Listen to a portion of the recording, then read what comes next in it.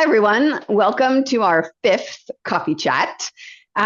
This coffee chat is going to be somewhat of an HFMA, Hospital Financial Management Administration Association's annual conference. It was at the National Harbor earlier this past week, Monday and Tuesday.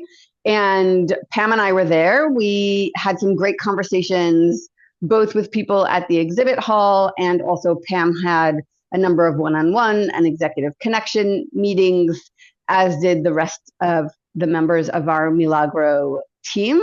But what we wanted to do today was really provide a recap and also pull on some strings of things that we heard repeated throughout the conference from attendees, on panels, in discussions.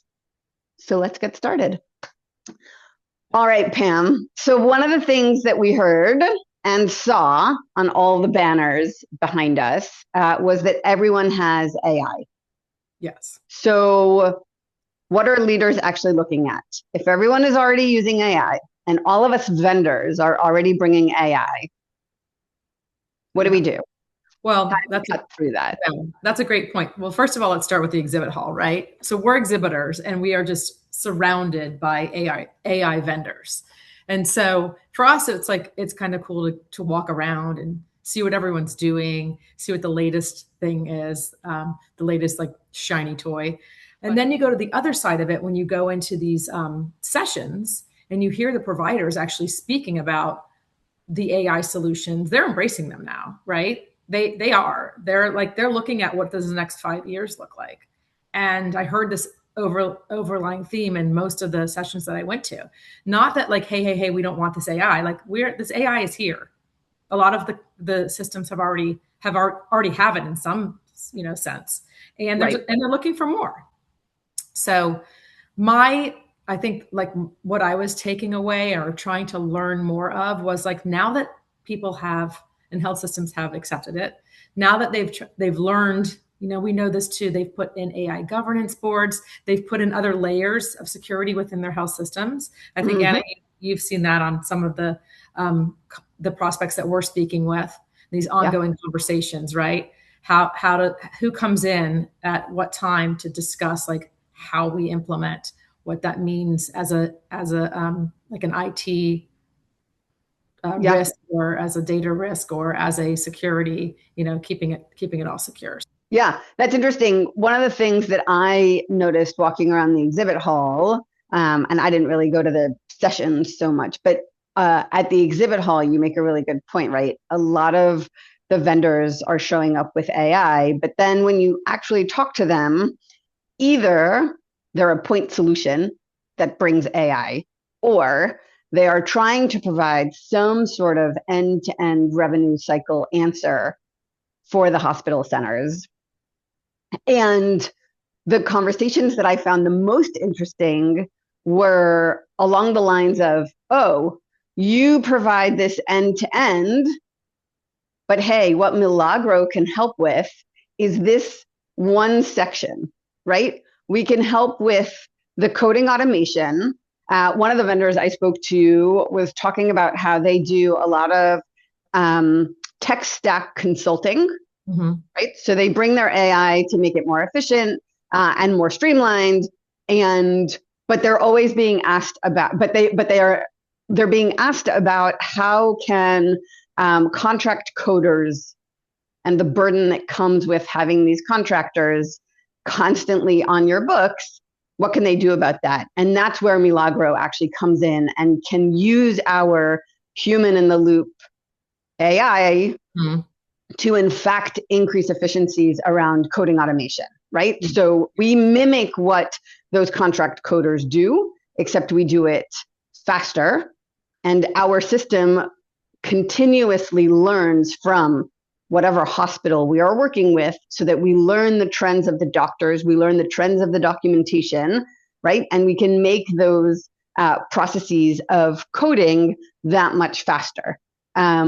Another vendor that I spoke to, again, in this sort of end-to-end continuum of how do we provide revenue cycles with those answers to what they're looking for within their tech stack, Another person told me they're always looking for how to increase efficiencies around denials. And here, Milagro also comes in and can use our faster coding and our human in the loop AI to, in fact, get to those mismatch authorizations before they become a full denial, right? So we talked about this last coffee chat with Nicole Lilly from Houston Methodist. They have built a very elaborate, I think she called it a mousetrap, right? To try and catch those denials at the different stages within the revenue cycle so as to either prevent the denial to begin with or to fight the denial once it happens. And so the interesting conversations I had around that was our AI can step in and help, because what we can do is we can elevate that mismatch faster than a human coder or a contract coder for the other conversation I was referring to. And we can provide those insurance verification teams or the scheduling team, whoever it is within that revenue cycle that deals with the mismatch authorizations and the denials, we can provide them the insight as to what was pre-authorized, what happened in the surgery, what was documented after the surgery, and who the payer is, so that they can attack those mismatch authorizations, get the reauthorization before the denial happens, and recoup that money before it gets left on the table. So I had some really interesting conversations, even just walking around the floor and getting a feel for what the vendors do and if there are areas in which Milagro can actually step in and help within that process and that continuum of revenue cycles. You brought up two things I wanted to comment on because they were in my conversations as well. One of them, I was speaking with a health leader from Grady, a big health system in Atlanta, and we talked specifically about those denials and the mismatches in surgical. She flat out said a lot of the times the surgical procedures that are done are coded differently because when they get in to do the procedure, it's something different or they have to do something different. I'm like 100%. That's what we do. That's what Milagro does on our mismatch authorizations for denials. That's what we catch prior to it becoming a denial, like you mentioned. And she told me about her workaround as well on how they are managing it right now. And she, like, right up front said it's a Band-Aid. It's a Band-Aid. It's not a real way to solve for this problem. It's just what they're trying to recoup as their humans are trying to, keep ahead of this. So she, we had a really great conversation about that because it was something that she was like, wow, this is something that we have definitely been, tasked with. And I talked to a lot of health systems it's on their list of things that come up in audit. And so it was a great conversation because of that. The other thing you mentioned prior to that was the coding automation. So really interesting breakout session I went to, and there was a health leader speaking on the coding. And he said, and he was speaking on his, I think that it was called the rising complexities, a threat that all rev cycle leaders are looking to improve on. And he, they talked a lot about solutions and what they need and how they go about kind of prioritizing them. And he brought up coding, and he said something really interesting because coding is our wheelhouse. That's what we do. Sure. And so and I hadn't heard this. And when we talk to, and you do too, Anna, on calls with prospects and even already clients that we've already signed on, we always talk about the coders, the human coders. Coding's not going away. This is what we say because it's not. We always are going to need some coders. Coders are going to have to be human in the loop on our end for compliance and auditing. On the health systems end, CMS requires it. It's never going away. But what are going away for real are coders. And he said it on this chat. He said in his talk, he said 55% of coders are retirement eligible as of today. And that's a big group.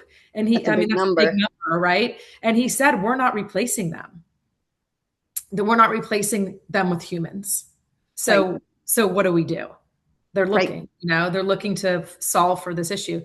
And we've said this a lot, and we've talked to a lot of health systems, the coders, you're going to take your best coders, and coders are hard to find. Good coders are hard to find. You're going to take your best coders, and there's going to be a place for them in your health system. So I liked that because it made me kind of validated, like what I say to clients and prospects when we talk about this journey of implementing an AI assisted product, a product that can code. We code with, we say 95 to 97% accuracy, which is a true number and maybe a little bit higher in real time. And so these are solutions that are available, that are out there, that these health systems are looking for.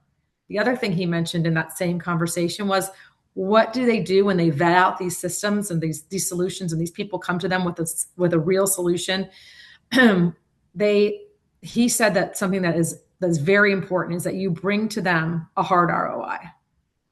And I think let's be honest, you got to show to them, not only with our referenceable customers and our calls and our product demos and what we can do in our numbers, those speak volumes, but what are we actually bringing to you revenue wise? Right. So that hard ROI is a very important thing. Some people don't like to talk about, talk about money. Let's talk about it. Like, lead with it. That's what they want to hear. That's what I took from that conversation. Yeah, that's really interesting. One of the things that I have been noticing as a trend with our existing customers is that month over month, our accuracy is staying the same. And within each specialty, even if our coverage basically stays the same, and just to give some numbers, because everyone loves numbers, right? Accuracy is around, like you said, Pam, 95 to 97%. I think for this month, for one of our customers and a few of the specialties, we're actually looking at 96, 97% across the board. Mm-hmm. And in terms of coverage, anything over 80% is a nice number, right? In some specialties, we're seeing above 90 and 95% coverage, which means, just to define it, coverage is how many cases are fully done with coding automation. So 95% of cases done through coding automation, and coverage means that 95 out of every 100 cases go through direct to billing or wherever the health system wants it to go to. And those additional 5 cases are sent to, Pam, to your point, to the human coder to have another set of eyes, just to make sure that what was coded is properly coded. The headline for HFMA was Dare to Solve. Dare to solve. And so one of the things, Pam, you said was, right, AI was everywhere. Mm-hmm. And the leaders that you heard in the various panels were in fact looking for those solutions, and they're dealing with real day-to-day problems, right? A large percentage of their workforce is retirement eligible. There's a lot of noise in the system, but at the same time, there are also more governance around any new software or service, right? There's not only the IT governance now, there's AI governance, and there is always, as we know, legal that provides its own hurdles, right? And so the process is that much longer. And so how do we help make the case that not only Milagro for coding automation, but also for denials is that right solution? And daring to solve means grabbing on to those tools that we can help provide, right? It's human in the loop. It's faster. It's more efficient. It plugs into an existing system, right? I think one of the concerns, at least that I have heard over the years, right, not only at Milagro, but any system in a system, exactly, is how invasive is it, right? Not only how long will it take to implement, but like how much change control has to go into it? How much change management? How much do I need to teach people new processes and new procedures? How many new SOPs am I going to need to write? And one of the things that's really streamlined, I would say, about Milagro is we will fit into your process. Yes. Right? We shadow your coders And then we just slowly take over those cases that are repetitive so that, as you also said, Pam, right? Those talented coders can do the things that are harder. Yes. They can address those problematic surgeries that the hospital ends up needing to spend many, many hours on so that they can then provide the payer what they're looking for and all of the justification and all of that. And this was also something that we discussed with Nicole last week or 2 weeks ago, the end result is that the patient gets better service. Or many of the vendors that I saw were the ambient listening Lots of services. thoughts. Yes. So many. Yes. And that's an interesting angle for our solution, because what Milagro is doing is it's taking all of this documentation, right? It's pulling out the diagnostics, it's pulling out the CPT codes, it's pulling out any of the modifiers, and then it's giving you the end result of this is what you need to bill to the provider. And what's interesting about these ambient AI solutions, these ambient listeners come in sort of midstream, right? Because the beginning is the scheduling and the assigning the surgeon and all of what goes into the pre-auth and the pre-surgery. And then the surgery happens. And when you have this ambient listening AI device involved in that process, what you get at the end is actually faster and more standardized documentation of the procedure that happened. And so the big, EHRs and EMRs capture that data by someone manually entering it. And sometimes that is another piece of the puzzle or that end-to-end process that gets delayed. And some of our customers we see are waiting. They don't want to code until they have all of the doctor's notes, not just the post-surgery discharge papers. Or some of our customers don't want to code until they have a doctor's signature, not just the physician assistant that was in the procedure. And so that's another point of delay. And here again, Milagro comes in and is able to take all of that documentation and all of that information from the surgery and provide you that, if it's a denial case, then provide you that mismatch, identify it, and bubble it up to the right teams so that they can get that reauthorization. And if it's just the coding automation, then it provides you, the hospital center, or the ability to bill the payer that much faster. And to your point, Pam, that then ultimately makes a better experience for the patient. Right. Yeah, because the whole process is faster. The other thing I think about when we say about end-to-end solutions, and I mentioned it earlier in, when we started about, I had heard, health systems saying they would like a solution that does many things when they present it to their, IT. It's the same to add one solution or to add a company with multiple solutions. It's the same kind of IT effort. And I understand that, but when we talk about disparate systems and we plug into the EHR, so we don't have a problem, pulling information, and you can go in and you can see it's very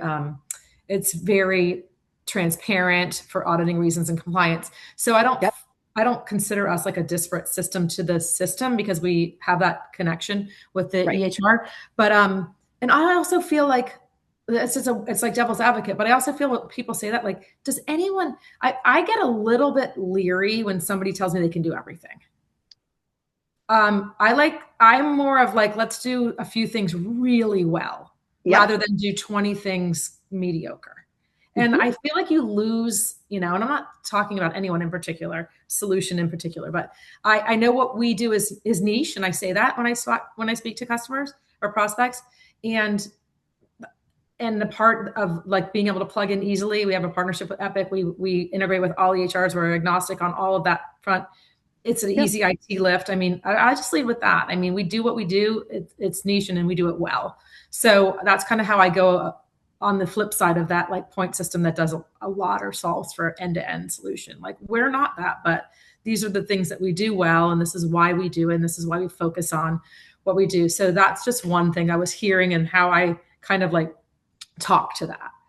And then And then the other thing I just want to mention is that I think we've been saying that. I feel like I've been saying this whole year. Like last year, everyone's AI was all anyone talked about, right? Oh, it's AI, AI, and people are scared of it, and it's just AI, and we don't know what it is, and it's going to take our jobs, and it's going to do this, that, and the other thing, and it's on the news Right. all morning today. And one of the sessions I went to was called "From Receptive to Proactive: Using Data and AI."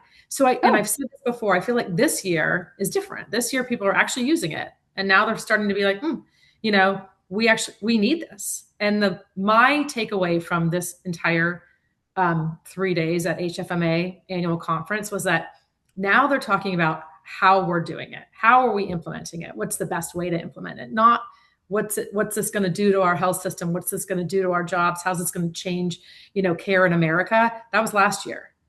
This year's a mm, whole different ball game. So I find that exciting. yeah, I like to learn how, I mean, even if AI governance boards are an extra layer, we're getting a lot of exposure to them now. yeah, We're going to learn from them. We're going to learn to be better. We're going to learn to check more boxes. But, it's smart. It's smart for us to do. It's smart for them to do. We're all in this together to better serve our health systems and our providers and ultimately our patients. So, let's just we're all getting on board. We just need to do things the right way and learn from these opportunities that we had, like we had this past week. yeah. All right, let's take it a little bit later since we only have a few minutes left. And so, two questions that are completely unrelated to how awesome Milagro is. Mm. What was the most impressive booth you saw, Pam? You don't have to name names of any vendors. Just what was the Um, most impressive? can I name names? You can. I mean, I love the Waystar booth. I love the Waystar booth at every conference I go Very to. bright. It's so bright. They all wear their orange Nikes. They've all drank the Kool-Aid. They're have closets of Lululemon like garb and gear. It's like a great shopping experience slash like come in and talk to us about what we do. I think everyone knows what they do. So I just find it interesting. They're always right in the front. They're always the first people you see. You can't miss them anyway. I think their marketing's great. I mean, clearly they're big in the business of billing and clearinghouse. So, I mean, that's the one that stands out. I know there were some really good giveaway, like Intuit had a good Yeah, one. that was going to be my next Yeah. question. What was the best giveaway? They were engraving water bottles. They So were. that was pretty cool. There were some really cool things. What was yours?